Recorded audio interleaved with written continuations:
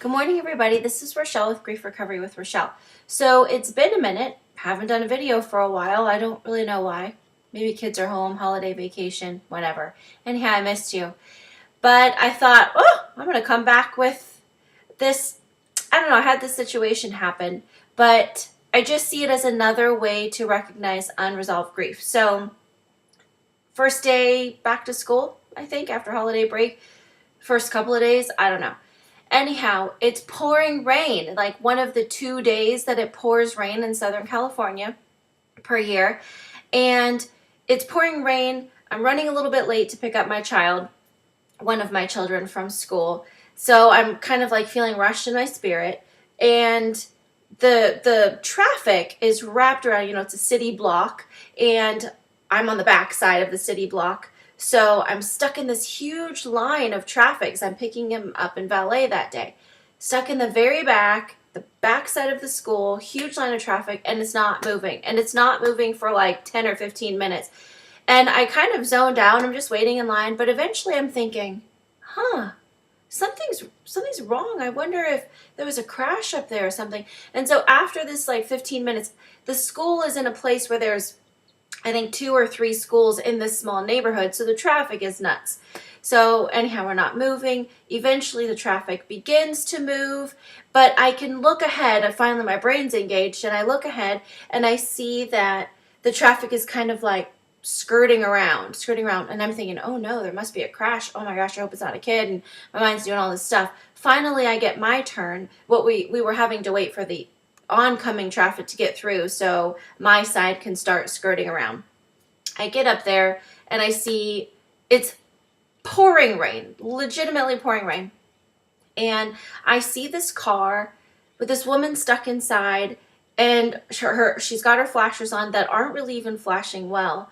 And I'm thinking, oh no, she's broken down. But I'm so late, so I did the same thing as everyone else. I skirted around and I thought, I'm going to get my son real quick, but I'll circle back around and see if she needs help. So we do that. We do exactly that. We circle back around. She's still there. My son and I parked. My son is 12. He's in 7th grade. We circle back around. She's still there. And I say, buddy, I'm going to need you to help me push this car. I never pushed a car before. I got a bad back. But this poor woman is stuck. And I saw this look in her eye, like terror or fear or something, right? She's stuck in traffic, and traffic is crazy. There's several schools getting out at the same time.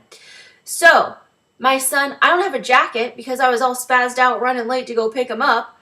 And my son says, here, Mom, you can have my jacket, my rain jacket, because I turn blue when I get too cold, and he knew this. So the sweet child says, here, Mom, you can have my raincoat. And I want to get wet anyway, part of the adventure. Because again, it rains twice a year. So anyhow, we get out, we go to this car, and I approach her from the side. I was medical in the military, so I knew not to approach from the side because maybe she's going to shoot me. I don't know. We approach from the side.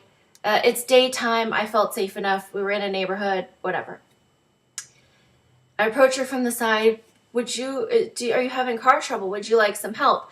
So she says yes, and she doesn't have a clue what to do, and I'm trying to instruct her to put the key in and get it in neutral, but she can't figure it out. A man walks up, and he's trying to tell her, and he can't figure it out. So I went over, and I'm in traffic, on the traffic side, driver's side, and I said, I'm going to have to lean across you.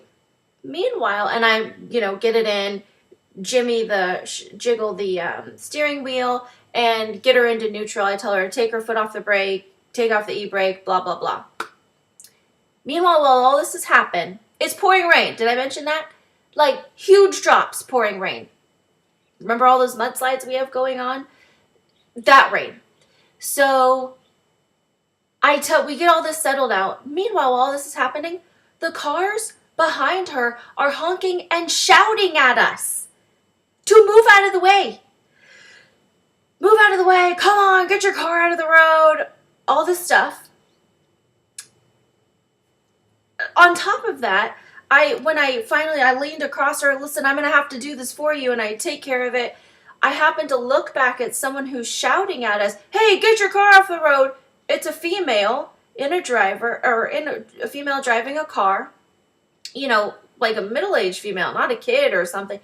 A female in the car shouting, hey, get your car off the road, get out of the way.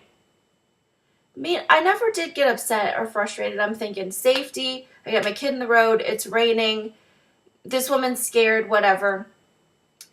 Long story short, my son and I, we push her to the side and she overturns it. We got to back her up, push her again, and then she's up on the curb. So then we pushed her 3 times in the pouring rain with my 12-year-old son. But this image of this woman who drives by really bothers me because I'm a woman pushing another woman in the pouring rain. Clearly we didn't set this up. We're not having a powwow in the middle of the road. I'm trying to help this poor lady. She didn't know what to do. Her phone luckily was charged. She's had AAA or something on the way, but her children didn't have cell phones. She couldn't pick them up. I took her to pick up all of her kids and brought her back to the tow truck, blah, blah, blah. The point is, I felt so sad because it's just another sign to me that we're living in a society where people are so bogged down with what's going on in their life and in their heart that they aren't able to look around, that they're so unresolved with their grief. I believe everyone has unresolved grief, even a little bit, because generally in society we don't learn what to do with losses, with heartache, with heartbreak, with anything that isn't acquiring. We just simply don't know what to do. And so it really stuck with me because it's just another sign that we live in a society that doesn't know what to do, that they're unresolved with their grief, and that grief hangs out like a backpack, like a really heavy backpack, or maybe you've got 11 backpacks and a piece of luggage and, I don't know, some shoulder weights and all kinds of stuff weighing off of you called unresolved grief. And it can cause you to act in a way that you probably wouldn't be proud of.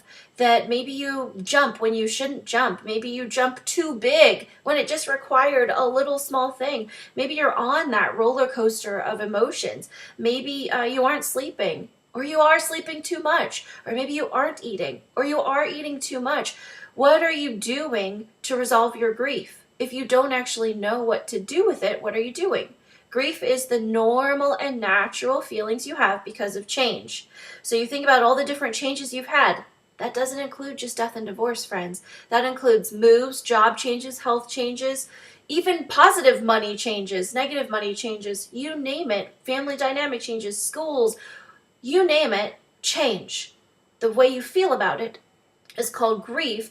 And if you haven't applied these grief recovery steps, I feel like it's highly likely that you're unresolved. Those grievous events are unresolved. They're sitting there as that backpack, and then you feel justified to jump on someone, or maybe you feel embarrassed or sad about your behavior at the end of the night.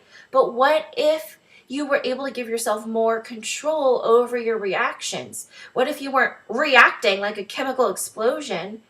What if you were able to be a little bit more chill and be present in the moment and see that it's a woman pushing another woman in the pouring rain with her 12-year-old son? So if you find yourself reacting in a way that doesn't really make sense for the situation, don't beat yourself up about it. Call Grief Recovery Institute, griefrecoveryinstitute.com. Visit me at griefrecoverywithrachelle.com. There are a couple specialists here in Santa Clarita if you happen to live here locally. But I urge you to stop and look at yourself. If you don't like something in your life, visit a grief specialist. I have a feeling there's a good chance that you have something unresolved and that they can maybe help you through that. I hope this video is helpful for you. I love you. We'll talk with you next time. Bye-bye.